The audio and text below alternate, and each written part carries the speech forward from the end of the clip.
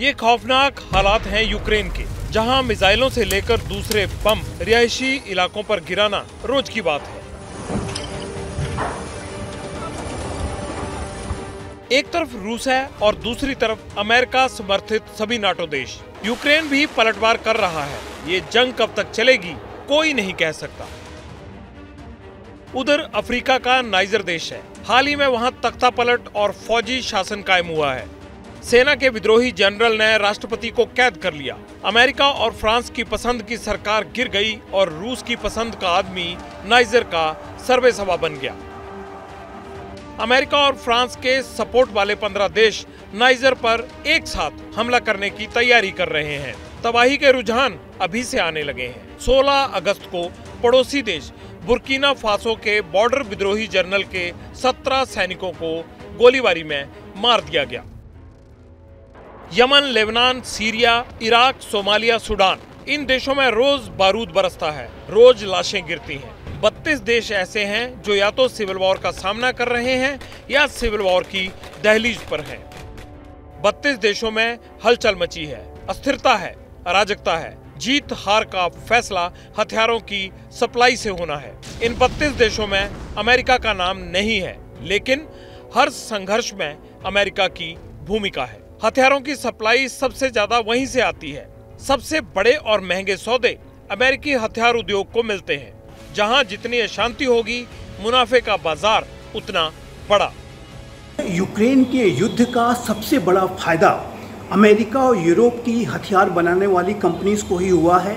America और Europe के military industrial complex को हुआ है।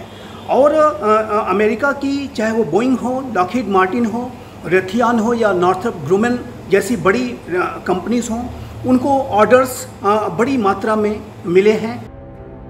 एक वक्त था जब रूस और अमेरिका दोनों बहुत बड़ी तादाद में दुनिया को आर्म्स सप्लाई करते थे, या ये कह लें कि आर्म्स एक्सपोर्ट करते थे। लेकिन अब अमेरिका ने पूरा गणित बदल दिया है। 2017 तक हथियारों के एक्सपोर्ट में रूस की हिस्सेदारी 22% थी और अमेरिका की 33%। लेकिन अब आर्म्स एक्सपोर्ट में अमेरिका का हिस्सा 40% हो चुका है, जबकि रूस 16% पर है, फ्रांस 11% और चीन 5% हथियार निर्यात करता है। इसके बाद जर्मनी, इटली और ब्रिटेन का नंबर आता है। आखिर इतने हथियार जाते कहां हैं? ये कौन से देश हैं जो अपने गोदाम हथियारों से भर रहे हैं? इस लिस्ट में टॉप पर सऊदी अरब का नाम आता है। हथियार आयात में सऊदी की हिस्सेदारी करीब 20% है। मुस्लिम वर्ल्ड का किंग बनने के लिए सऊदी अरब विनाशकारी हथियारों पर पानी की तरह पैसा खर्च कर रहा है। फिर Japan, Australia, Qatar, south Korea और कुवैत का नंबर आता है। मौत की एडवांस बुकिंग है। ये आम रेस बढ़ती जा रही है। दुनिया में हथियार खरीदने की होड़ सी लग गई है। खास तौर से जिस प्रकार से जगह जगह खतरे आ रहे हैं, खतरे बढ़ रहे हैं, उसके हिसाब से लगातार हथियारों की होड़ में देश शामिल हैं। अब देखिए, चाइना और नॉर्थ कोरिया के खतरे की वजह से जापान ने, साउथ कोरिया ने और ऑस्ट्रेलिया ने, ये 3 देशों ने अपना डिफेंस बजट काफी बड़ी संख्या में बढ़ा दिया है।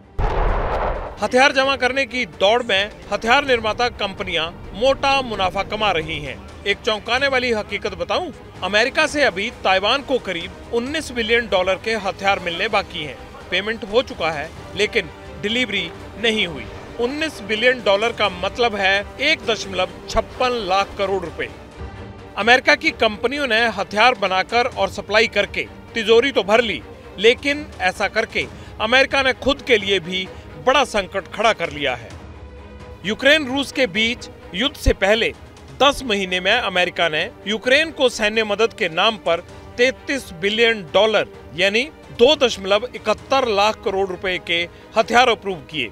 अमेरिका ने यूक्रेन को इतनी स्टिंगर मिसाइल दे दी कि अब स्टिंगर का भंडार भरने में 13 साल लग जाएंगे उसको। इसी तरह surface to air missile javelin का भंडार भरने में अमेरिका को 5 साल लग जाएंगे।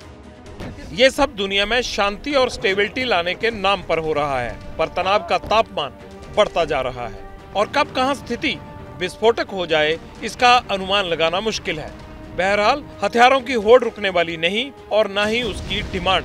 सप्लाई का गैप पड़ता दिखलाई नहीं दे रहा। एक रिसर्च तो यहाँ तक कहती है कि अगर ताइवान की खाड़ी में जंग भड़की तो चीन के गुस्से से ताइवान को बचाने के लिए अमेरिका को मोर्चा संभालना पड़ेगा, और अगर ऐसा हुआ तो हफ्ते भर से कम समय में अमेरिका की लॉन्ग रेंज मिसाइल और पीजीएम वेपन खत्म हो जाएंगे।